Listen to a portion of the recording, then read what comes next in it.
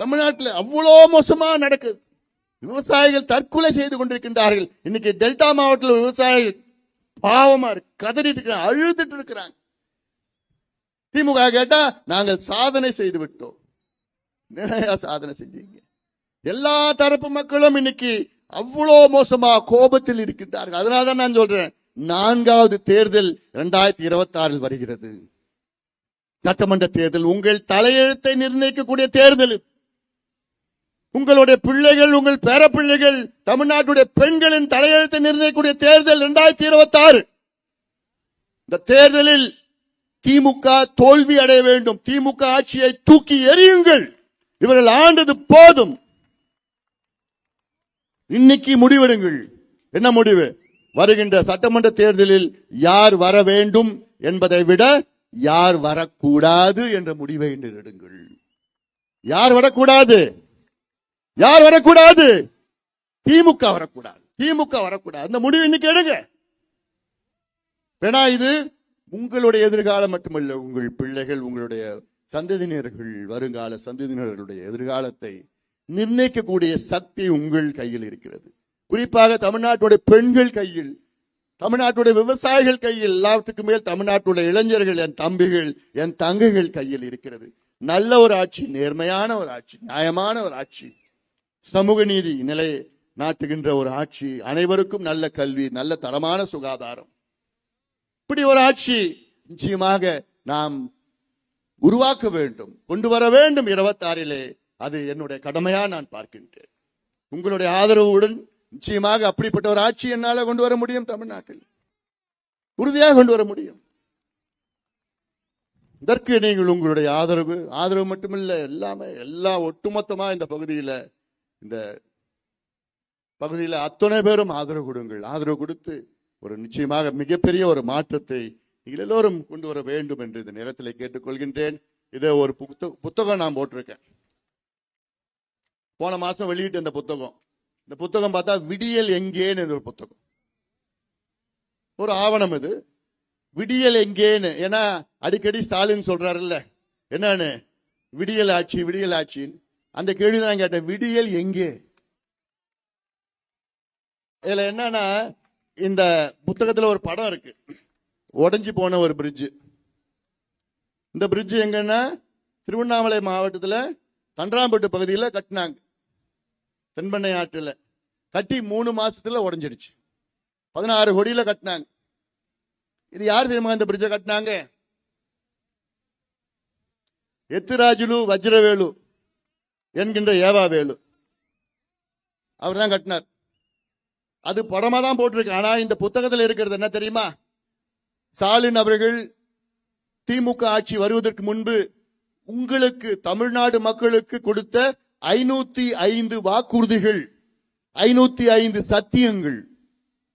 தமிழ்நாடு மக்களுக்கு இந்த தேர்தலுக்கு முன்பு ஒவ்வொரு ஊரா சென்று ஸ்டாலின் அவர்கள் 505 வாக்குறுதிகளை கொடுத்தார். இதுல 505 வாக்குறுதிகளை நான் குறிப்பிட்டு இருக்கிறேன். இதுல என்னென்ன வாக்குறுதி, எத்தனாவது வாக்குறுதி, அதற்கு எத்தனை வாக்குறுதிகளை அவர்கள் நிறைவேற்றியிருக்கின்றார்கள் என்றெல்லாம் இந்த புத்தகத்தில் இருக்கிறது. ஆன்லைன்ல இருக்கு இந்த புத்தகம், படிங்க, அவசியமா படிங்க.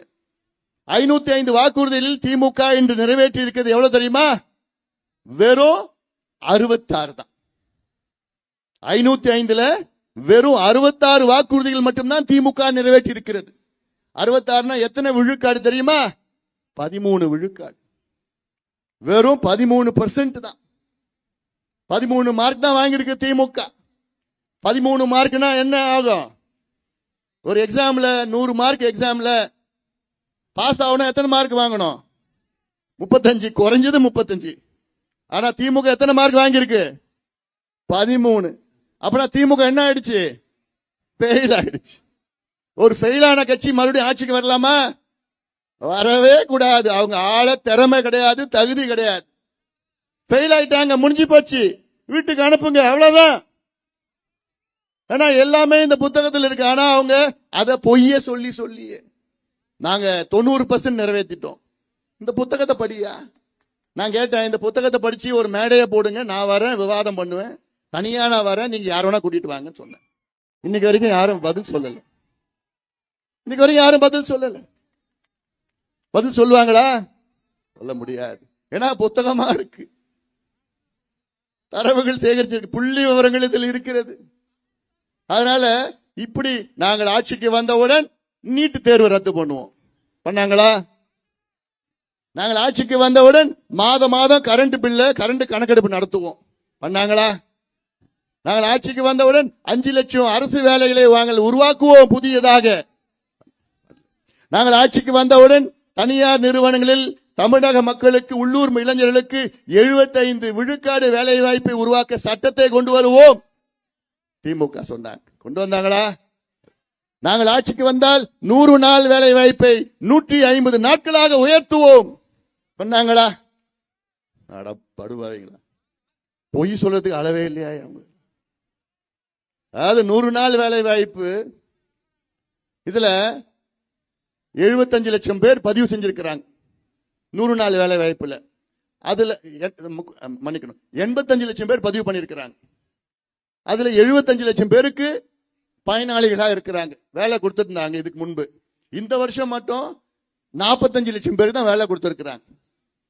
அது எவ்வளவு நாள் தெரியுமா கொடுத்திருக்காங்க? இன்னைக்கு வரைக்கும் 10 நாள், வெறும் 10 நாள் தான் கொடுத்திருக்கிறாங்க. சரிதானம்மா? அவ்வளவுதான். 45 லட்சம் பேர், 85 லட்சம் பேர் பதிவு பண்ணிருக்கிறாங்க தமிழ்நாட்டில். அதுல 45 லட்சம் பேருக்கு 10 நாள், இன்னி வரைக்கும் 10 நாளுக்கு தான் வேலையே கொடுத்திருக்கிறான். ஆனா சொல்றது என்ன சொன்னாங்க? 150 நாளுக்கு நாங்க உயர்த்துவோம். எவ்வளோ பெரிய பொய், எவ்வளோ பெரிய பொய் இது! இதெல்லாம் அடுக்குமா இந்த பொய்யெல்லாம்? இன்னைக்கு சொல்றாரு ஒரு அமைச்சர், சொல்றாரு இப்படி எத்தனையோ நாங்கள் ஒரு குவிண்டால் நெல்லுக்கு 2500 ரூபாய் கொடுப்போம் என்று வாக்குறுதியை நிறைவேற்றிட்டோம்.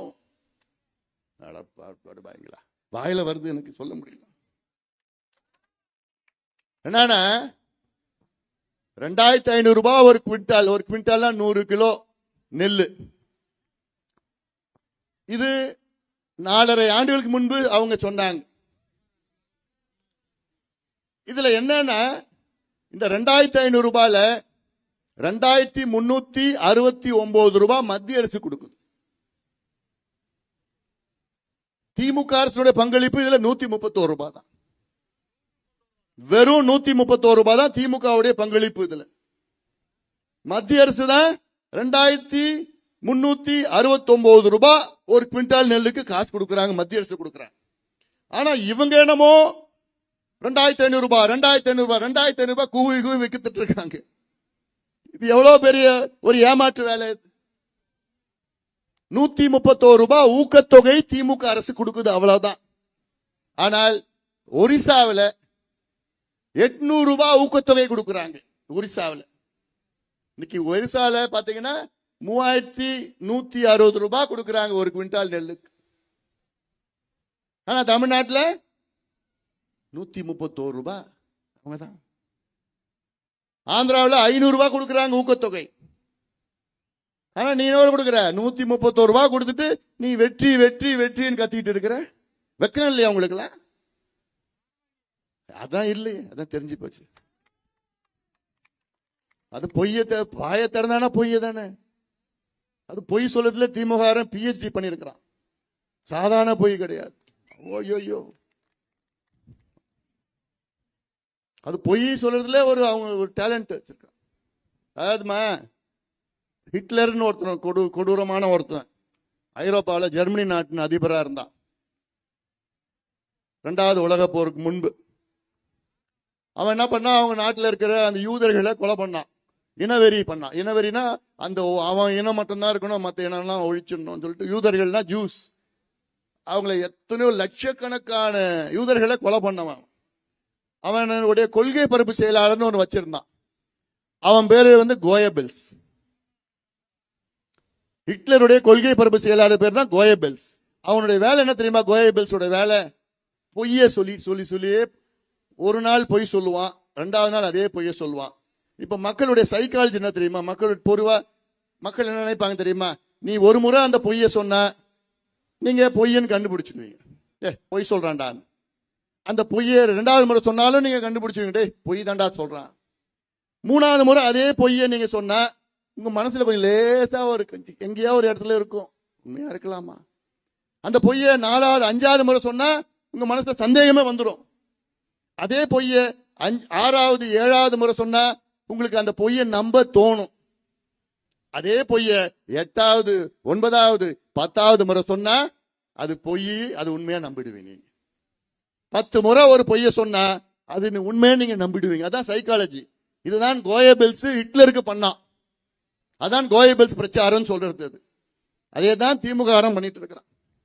ஒரு பொய்ய மீண்டும் மீண்டும் ஒரு பொய்ய சொல்லியே அதுல சில ஊடகங்களும் அந்த பொய்ய அப்படியே திருப்பி போட்டுட்டு இருக்காங்க. நடக்குதுங்க, நடக்குது. இதெல்லாம் நீங்கள் தெரிந்து கொள்ளுங்கள், புரிந்து கொள்ளுங்கள். ஏன்னா இது மோசமான ஆட்சி. சுதந்திர இந்தியாவிலே இப்படி ஒரு மோசமான ஆட்சி நடந்தது கிடையாது, எந்த மாநிலத்திலும் கிடையாது. தமிழ்நாட்டில் நடக்குது. இப்போ இன்னொரு பொய்ய சொல்லியிருக்கிறாங்க திமுகவில். நாங்கள் ஆட்சிக்கு வந்து 4.5 ஆண்டு காலத்துல 11,32,000 கோடிக்கு தமிழ்நாட்டில் முதலீடு நடந்திருக்கு, தொழில் முதலீடு நடந்திருக்கிறது. எவ்வளவு பெரிய ஒரு பொய் அது. இதுக்கு நான் ஒரு புத்தகம் போட்டிருக்கேன். இன்னொரு ஒரு வாரத்தில் நான் ரிலீஸ் பண்ண போறேன் அந்த புத்தகத்தை. 1,00,000 கோடி கூட முதலீடு செய்யல. ஆனா இவங்க சொல்றது 11,32,000 கோடிக்கு தமிழ்நாட்டில் முதலீடு நடந்திருக்கிறது, தொழில் முதலீடு நடந்திருக்கிறது. அதுலயும் புள்ளி விவரம் எடுத்து வச்சிருக்கிறேன். நான் வெளியில சொல்ல போறேன். இப்படி எல்லா மக்களையும் உங்க எல்லாம் என்னமோ நினைச்சிட்டு இருக்கிறாங்க. தமிழ்நாடு மக்களா ஏமாளிகள், வசனம் பேசணும், அடுக்கு மொழியில பேசி காசு கொடுத்தா ஓட்டு போட்டுடுவாங்க நினைச்சிட்டு இருக்காங்க. அப்படியா? நிச்சயமா கிடையாது. நிச்சயமா அதெல்லாம் அந்த காலம். இந்த காலத்துல என் தம்பிகள் தங்கைகள் எல்லாம் கையில வச்சுக்கிறான், போன் வச்சுக்கிறான், டப்பு மாத்தி அமைச்சு எல்லாம் விவரமா இருக்கிறாங்க. ஏமாத்த முடியாது. அதனால இந்த ஆட்சி மாற்றம் நடைபெற வேண்டும். இந்த திமுக கொடுங்கோல் ஆட்சி, மக்கள் விரோத ஆட்சி, விவசாயிகள் எதிரான ஆட்சி, பெண்களுக்கு எதிரான ஆட்சி, மாணவர்களுக்கு எதிரான ஆட்சி, சாராய ஆட்சி, கஞ்சா ஆட்சி, ஊழல் ஆட்சியை, திமுக ஆட்சியை வீட்டுக்கு அனுப்புவோம், அகற்றுவோம் என்று நாம் எல்லோரும் சபதம் எடுப்போம். உறுதியோடு நாம் நிற்போம்.